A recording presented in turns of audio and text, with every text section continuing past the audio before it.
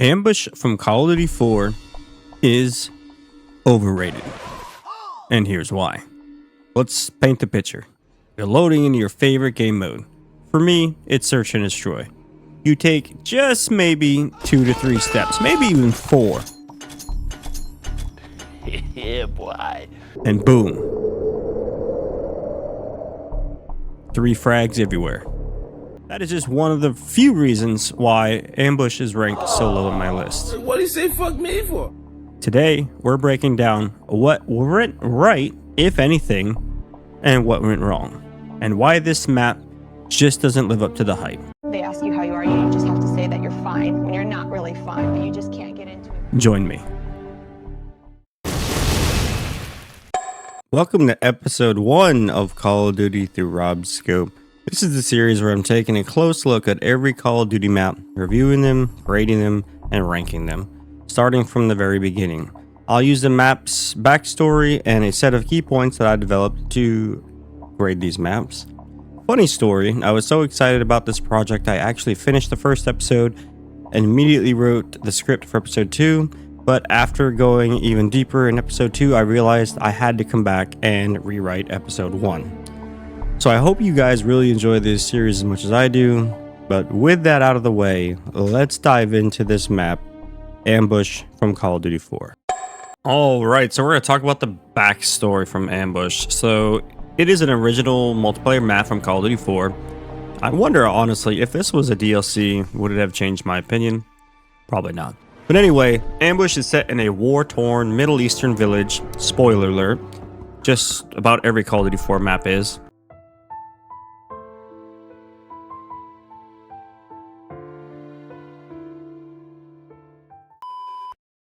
The map features a long, destroyed main road littered with rubble, abandoned vehicles, and damaged buildings, creating plenty of opportunities for both snipers and close quarters gunfights.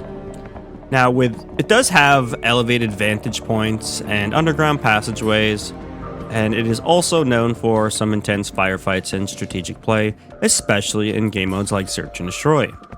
The map's open sightlines paired with numerous flanking routes make it a favorite, or nightmare. Definitely nightmare, depending on your playstyle. That would make the determination, but that's up to you.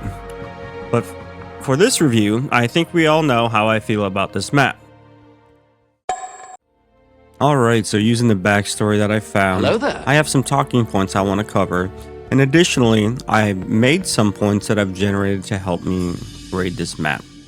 So diving into the Call of Duty Modern Warfare lore, Ambush is set in a Middle Eastern village, but depending on your source, the map's location is either listed as unknown, according to the Call of Duty wiki, or Kuwait City, according to CallOfDutyMaps.com. It's interesting to see two different perspectives from, well, one highly regarded website, Call of Duty Wiki, and one, well, at least I didn't know very well, CallOfDutyMaps.com. I even went as far as to get a third opinion, so I looked it up on old Google Gemini, and it says Coffee, Saudi Arabia. I know I'm pronouncing that wrong, but it's very interesting. 2 known locations and, well, 1 unknown. But either way, it's clearly modeled after, again, a war-torn Middle Eastern environment. Well, no fucking shit.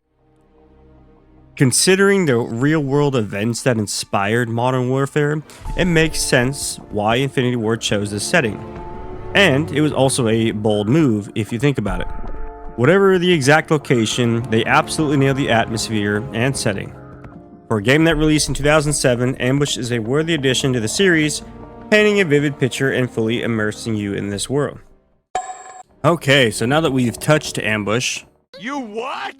Sorry, now that we've touched on Ambush's real-world location, well, I mean, guessed it honestly, let's talk about its lineage. While Ambush isn't technically credited for any campaign level, at least that I could find, you can clearly see that there's assets from the mission Charlie Don't Surf being used in the design. I find it incredibly odd that it was not officially credited, but you can see the map, bro. But anyway, this technique, reusing campaign assets for multiplayer maps, was common in older Call of Duty games, and it added cohesion between single player and multiplayer experiences, at least it did for me. With that, we don't really see that anymore. Recent titles like Black Ops 7, or as I like to call it, Black Ops Poopy 7, did still reuse some of the campaign assets in the multiplayer. So I guess they are, and I guess good job. I mean, I don't know. I haven't played Black Ops 7 like at all. But anyway, overall, developers seem to be moving away from this approach. In fact, some game franchises have skipped including a campaign altogether, and I'm looking right at you, Black Ops 4, you long titty, no nipple having ass bitch. But to close out this point, Infinity Ward or any of the developers, go back to your roots. Stay with what you were good at. Maybe that would have steered you away from making that weird ass Left 4 Dead inspired campaign that you put in Black Ops 7. Cool. Now let's talk about the map's aesthetics and audio. And by the way, if you didn't know, aesthetics is just a fancy way to describe our appreciation of beauty, art, and emotional experiences. And while my tone probably already gave it away, I'm not the biggest fan of Ambush. However, it still deserves some credit. The map's long sightlines, open-ish layout, and multiple flanking routes definitely gives it a certain beauty. Now, like pretty much every other classic Call of Duty map, spoiler alert, again, there's really just one music track playing, but that ambient sounds are what stand out. As I was writing this script, I realized how much detail went into the audio. You have rolling gunfire in the distance, rumbling armored vehicles, howling wind echoing through the alleys, tense low-frequency drones. And considering the era of this game when it came out, the details were top-notch for immersion. So I will say this sparingly, good job, Infinity Ward. You did good. Alright, so now that we're finally through that, just like your mom, am I right? Oh, brother, this guy stinks! Let's talk about Ambush's layout. As I mentioned earlier, Ambush is set in a war-torn city with debris, rubble, and a pile of destroyed cars right in the center. Cool, right? Well, yes and no. Why the mixed feelings, you may ask? Well, let me tell you there, big boy. Honestly, the grenade spots alone will make you want to see what 9mm tastes like. Jesus Christ. Kidding, but that's one of the real issues with this map, and I will dig more into that later. On a positive side, you've got your classic 3-lane setup. Check. Some alternating flanking routes. Check. A few elevated spots that are perfect for long-range gunfights and snipers. Check. So yes, Ambush nails those traditional 3-lane design that Call of Duty is known for, but the same features that make it familiar and strategic also become its biggest downfall. Alright, so this ties into the layout section of this review. Ambush flows the 3-lane classic style, and I know I've said that probably 4 times now, but it's officially listed as a medium to large map. Medium my ass. This thing is huge. That's what she said! Seriously, it's probably one of the biggest Call of Duty 4 maps, maybe second to only Overgrown. I can't think of any other map that's bigger, but I'm sure the comments will let me know I am dead wrong. With that being said, more space should be great, right? More room to explore and flank, right? But if you look at this heat map, it tells a completely different story. Most fights happen in just a few areas, leaving huge chunks of the map basically empty. If you're in these red zones, the action is intense. But if you wander outside of them, it feels like you're exploring a Middle Eastern Minecraft village, slow and empty, like waiting in a line for the DMV. Alright, now I want to talk about that sweet 3 frag perk that I briefly mentioned earlier. I wasn't sure where to fit this in, but we need to talk about the grenade spam. So that sweet 3 frag perk was a problem on every Call of Duty 4 map. But Ambush really gets destroyed because of those choke points in the middle, and it messes with the map's pacing. That's where I made the connection. You see? Awesome. When everyone's tossing those grenades at once, giving your enemies a chance to see the sun,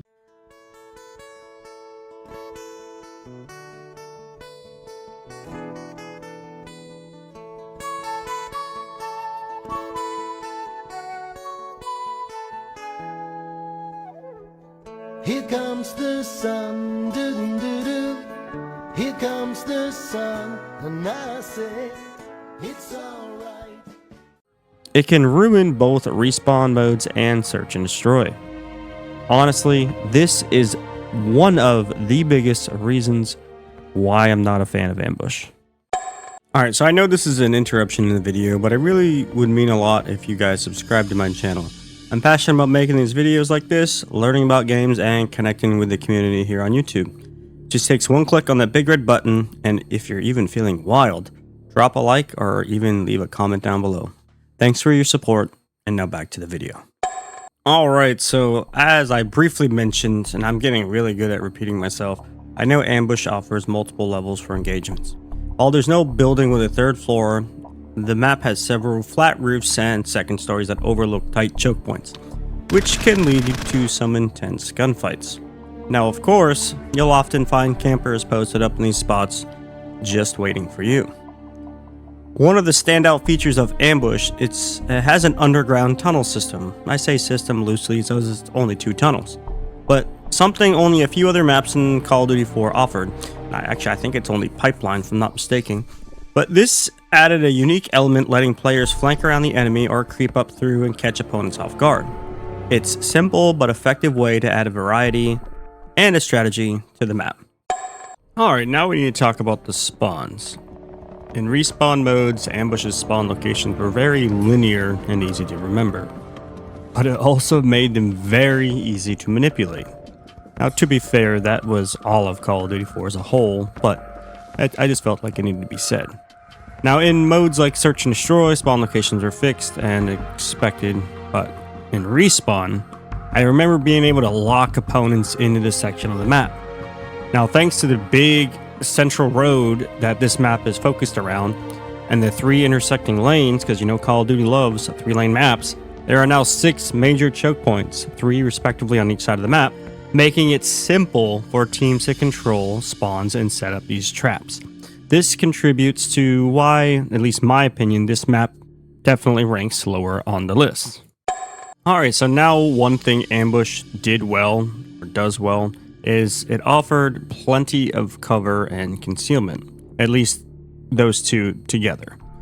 As I probably mentioned over 5,000 times by now, the map is filled with broken cars, disabled vehicles, and other debris scattered throughout.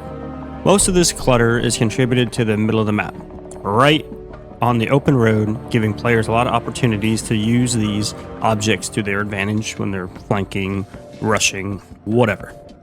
I have to give credit to Infinity Ward for placing these elements thoughtfully, even if I really didn't want to compliment them too much. So here I am. Good job, Infinity Ward. That being said, most of these objects serve as concealment rather than true cover. You can still very much be shot through the broken cars or some of the broken buildings, whatever. When it comes to the real cover, only a handful of buildings are accessible. Now, I contributed this likely due to the limitations at the time.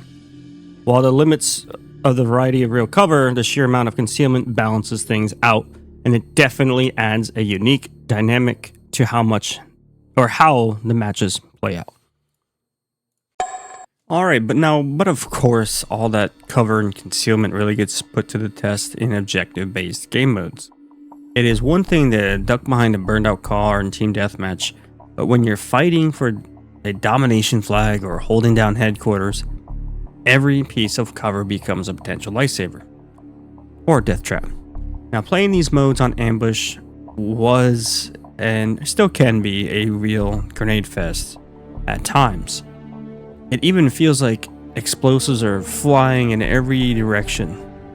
Now, to be fair, despite the chaos, matches on these modes are usually flow well, and then they offer some really exciting moments. Now, I think that's contributed to the objectives obviously moving around.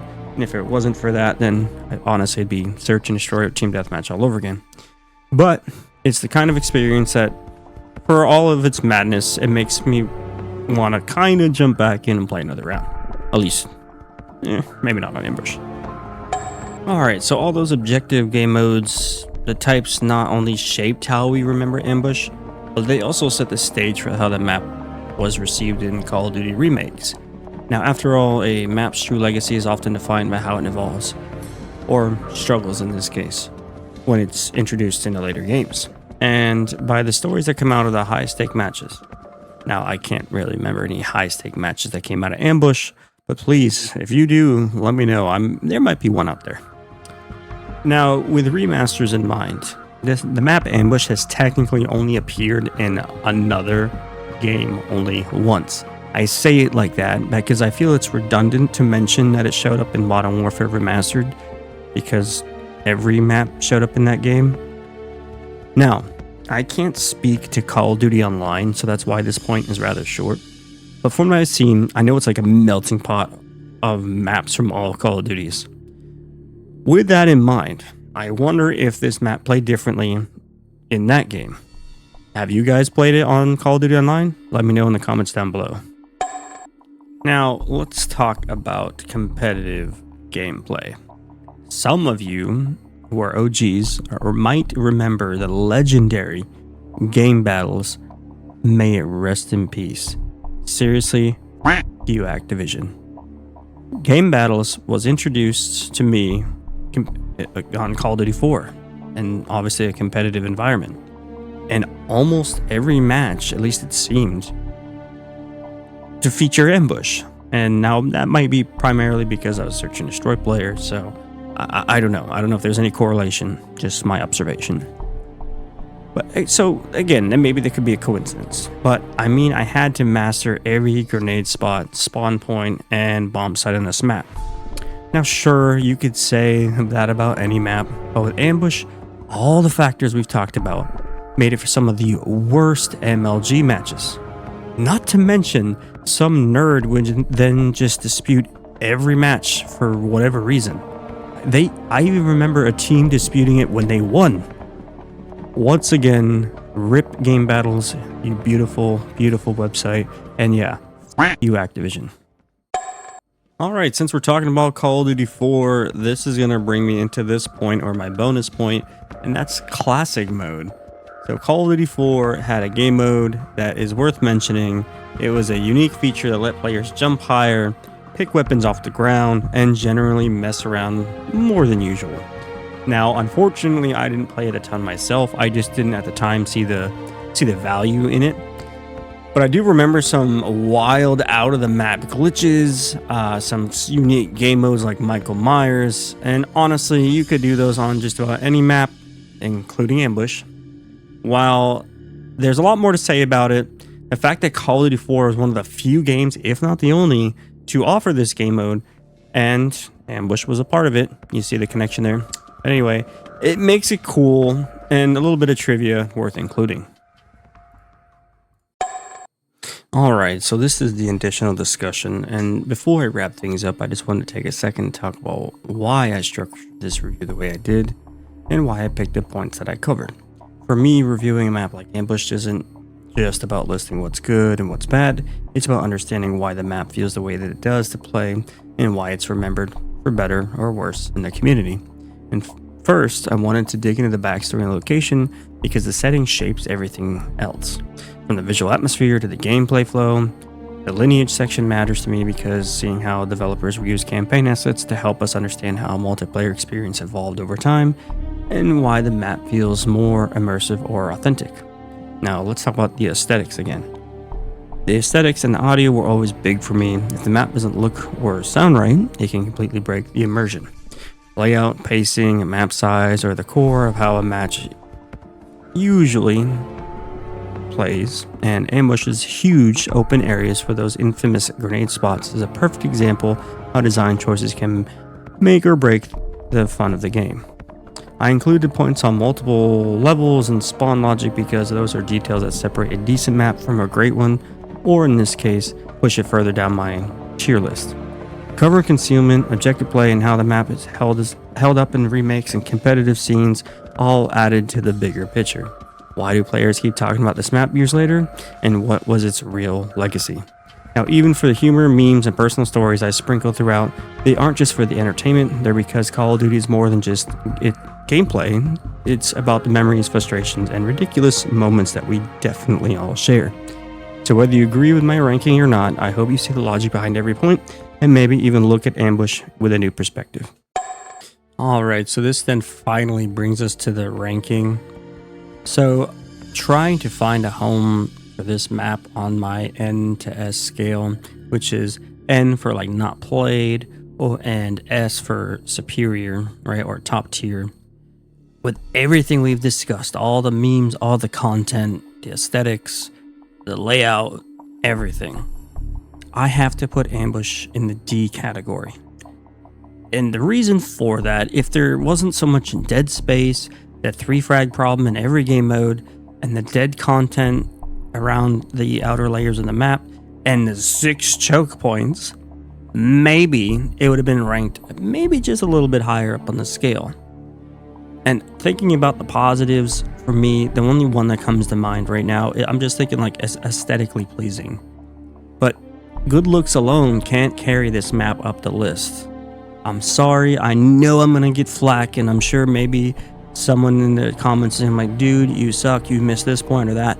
But I feel like I tried to put as many factors into it, and in just compiling all that data, I couldn't put it much higher. Now with that, this brings me to the end of the video. Let me know, did I get this right? Do you agree with my placement? Let me know in the comments down below. And also, let me know if you've enjoyed this series. Like, I originally made technically 2 episodes because I used to have an old channel that had this as an episode, and then I wrote the script for this episode the first time, but I wanted to go way more in depth. So this is technically my 3rd time making this video, writing this script. So please let me know your thoughts. And with that, I hope you enjoyed the pilot episode of Call of Duty through Rob's scope, and I hope you all have a great day.